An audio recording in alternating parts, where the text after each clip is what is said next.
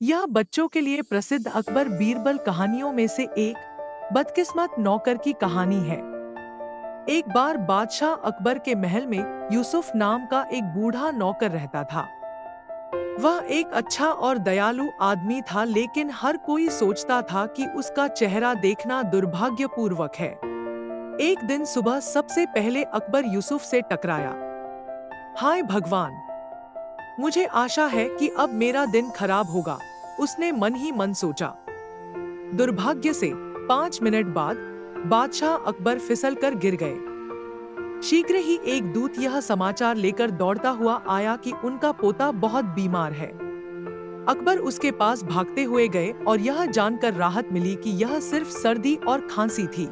बाद में दिन में बादशाह को सूचित किया गया कि सीमा पर उसके दुश्मनों के साथ कुछ समस्या है। और तो और उन्हें उस दिन बना खाना भी पसंद नहीं आया। वह वास्तव में बहुत क्रोधी महसूस कर रहे थे। यह सब यूसुफ की गलती है। मैं बदकिस्मत था कि सुबह सबसे पहले उसका चेहरा देखा। उसने शिकायत की। क्रोधित बादशाह ने आदेश दिया कि बूढ़े नौकर को जेल में डाल दिया जाए। उन्होंने कहा, किसी को उसका चेहरा फिर कभी देखने न दे। सौभाग्य से यूसुफ जेल के रास्ते में बीरबल से मिला।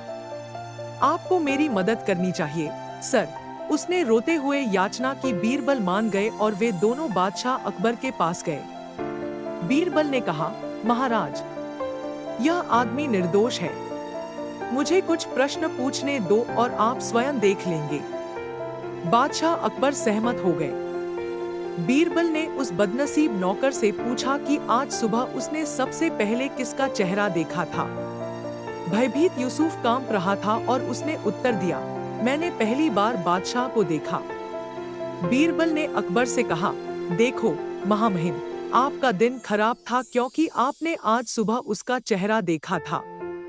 आपकी किस्मत तो फिर भी कम खराब है, मगर यूसुफ जिसने सुबह सबसे पहले आपका चेहरा देखा था, अब उस बेचारे को जेल में डाला जा रहा है। तो किसका चेहरा बदकिस्मत है, उसका या आपका? बीरबल ने चतुराई से पूछा।